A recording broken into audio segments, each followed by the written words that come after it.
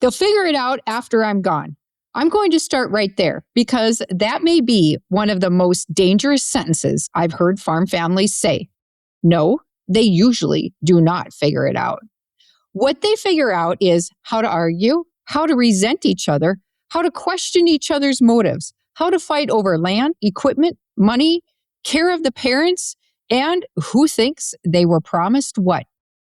And by then, the people who knew what was really supposed to happen are gone. So today we're talking about something that needs to be talked about a whole lot more in agriculture, financial literacy, family farms, and entitlement. Because a family farm is not just land, it is not just machinery, and it is not a pile of cash waiting to be split up someday like lottery winnings. It is a business, a hard business, a risky business, and being part of the family is not your God-given right to get a slice of the family business. Welcome to the Pathfinder Legacy Podcast, where we help farmers, ranchers, and business owners create a seamless transition plan for the future. From retirement to ownership transfer, we protect what you've built and guide you every step of the way.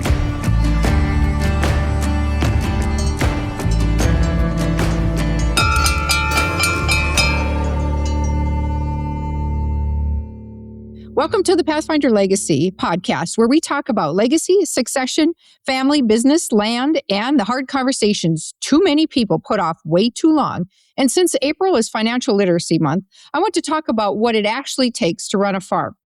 What off-farm family members often do not understand and why the words, "they'll figure it out later," are some of the most expensive words a family can say. Because later usually turns into a dumpster fire you can't put out. If you are not involved in day-to-day farming, you truly do not see what it takes.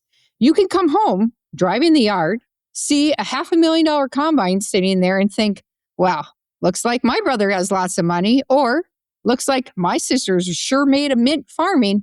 No, that is not how this works.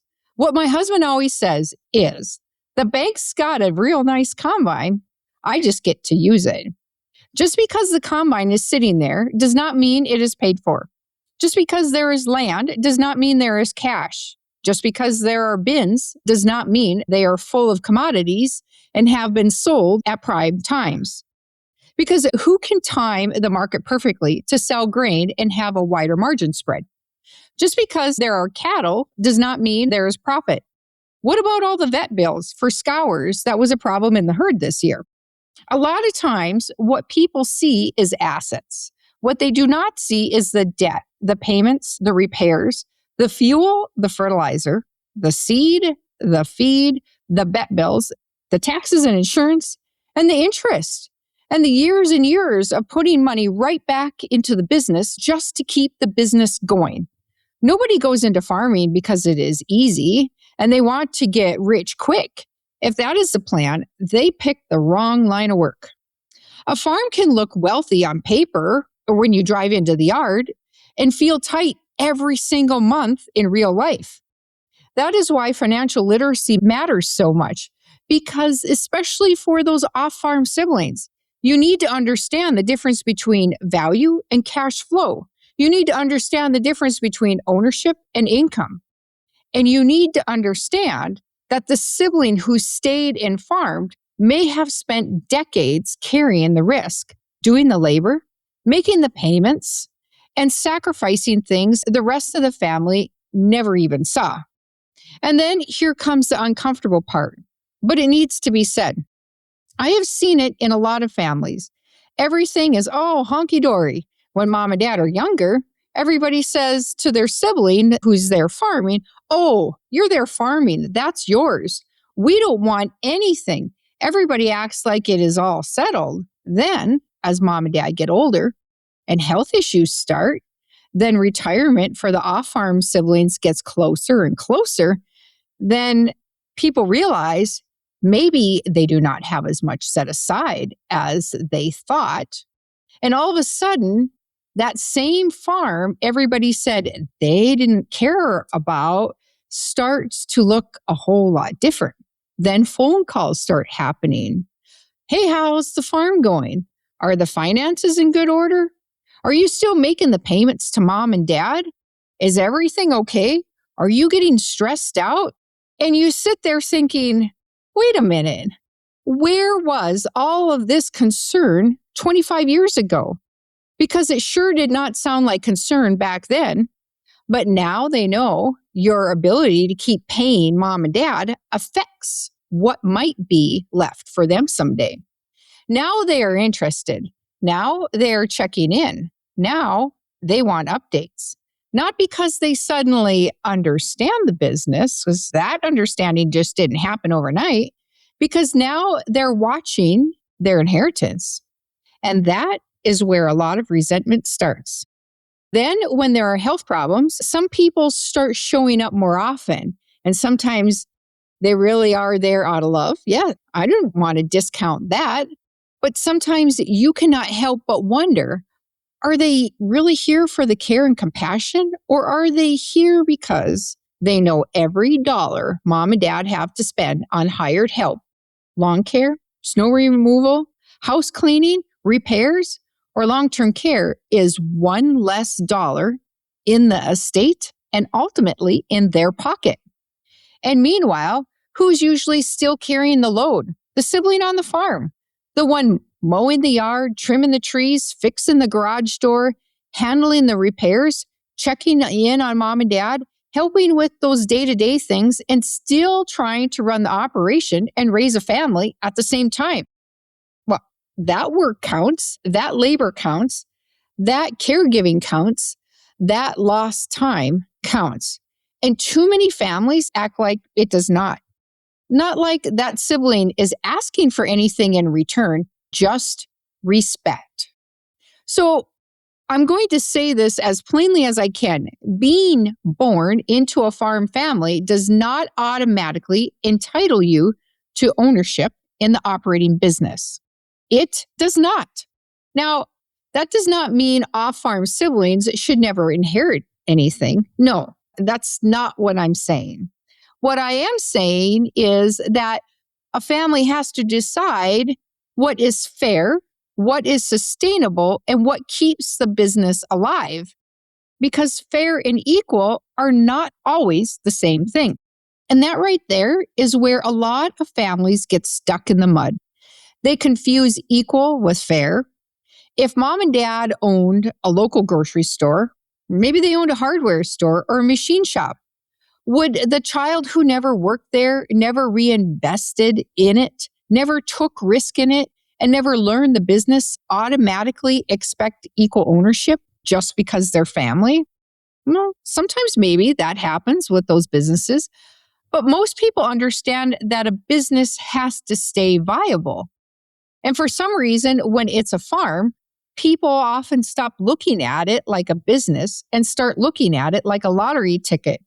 They see land values, they see the high dollar price of equipment, they see where cattle prices are today, and they start thinking, that is my inheritance. Not, how does this business stay sustainable? Not, what did it cost the farming sibling to keep this thing going? Not, how do we keep the next generation from being crushed by buyouts and resentment? Just simply, hey, what am I owned? That's entitlement. I had a client once say, that's my son's inheritance. And that grandson lived over 1,000 miles away, did not know where the farm was, did not know how the operation worked, did not know the first thing about running a farm. But somehow he was still owed a piece of it because that is how people talk about farms. That kind of thinking does not save our family farms. It slowly picks away at them and tears them apart. Because if every generation has to buy out every sibling at full value just to keep the farm running, at some point, people, the numbers stop working. The land might stay in the family on paper, but the business itself becomes harder and harder to sustain. And if the business is not sustainable, there is no legacy to protect. Now, let's talk about another kind of entitlement that does real damage to the legacy. The idea that the farm should go to the only boy or the oldest boy or the son just because he is the son. I've seen situations where a daughter and her husband were home working on the farm, building their life there with their family, raising their family, doing all the work right alongside their parents. Then the younger son comes back from college and whoop, all of a sudden, the daughter and her husband are pushed off the farm with their family, and the son moves in and he gets it. And then the same pattern happens again and again to the next generation. Why? What's going on here? Not because he was the most capable, not because he had proven the most, because people assumed he was entitled to it. That's not a succession plan. That is tradition without thinking through the consequences. And sometimes tradition without thought is just another name for unfairness. The farm should not go to the child who thinks they deserve it the most. It should go to the most capable person, the most responsible person, the person who has the financial and operating skills, the judgment, the temperament, and the work ethic to run it efficiently like a business. And if there is not someone in the family who can do that, then families need to take a hard look and be honest about that too. Maybe that means no one operates the farm and is put in a trust. Maybe that means a management structure. Maybe that means leasing the ground to a neighbor. Maybe that means doing something different than people expected. But pretending somebody can run a farm just because their parents did is not a plan. Not everyone who thinks they can farm should farm. Watching videos online does not make you an operator. Having enough money to buy equipment does not make you a farmer. Having parents who farm does not mean you have the instincts, education, or management ability to do it well. There is skill to this. There is judgment to this. There is timing to this. There is knowledge to this. And it is like breeding cows, I always say. You do not just throw this bull in with the cow and hope for the best. You need to know what you are doing, and farming is the same way. So when people say, well, the family will just figure it out after I'm gone, I say, no, they will not.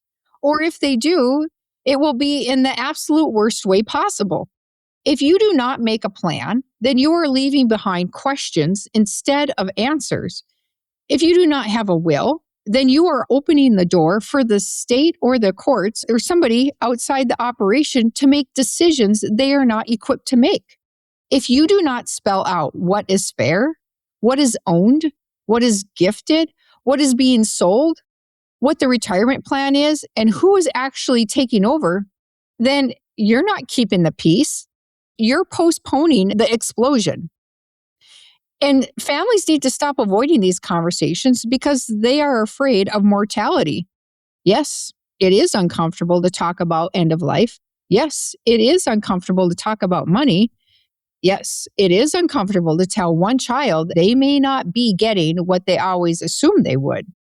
But avoiding the conversation does not make the issue go away. It just makes the eventual damage even worse. So here's what families need to do. You need to talk early. You need to talk openly and honestly. You need to put it in writing. You need to have a will, have a succession plan. Be clear about retirement needs. Be clear about long-term care concerns. Be clear about whether the farm is being transferred, sold, gifted, or divided some other way. And be very, very clear that fair does not always mean everybody gets the same thing. Sometimes fairness means the child who stayed, worked, sacrificed, took the risk, and helped care for the parents is treated differently than the child who left and built a life elsewhere. That is not punishment. That is not reality. And it does not mean the off-farm child is less loved. It means the family was honest enough to protect both the relationships and the business. At the end of the day, if a family wants to preserve a farm, they have to stop thinking in terms of entitlement and start thinking in terms of operational sustainability. A legacy is not preserved by assumptions. It is not preserved by silence. It is not preserved by guilt. And it is definitely not preserved by saying, oh, they'll figure it out after I'm gone. A legacy is preserved by planning, by honesty, by financial literacy, by understanding what the farm really is, a business, a huge responsibility, and for the right person, a calling. And that next person should be the most capable, not the most entitled. Thanks for joining me today on the Pathfinder Legacy Podcast. If this episode made you think about your farm's future, consider sharing it with a family member. Sometimes the hardest conversations are the ones that matter the most. Until next time, I'll see you between the ditches. Thanks for listening to the Pathfinder Legacy Podcast, where your future is our focus. Be sure to subscribe, follow us on social media, and visit us at pathfinderlegacy.com to start building your transition plan today.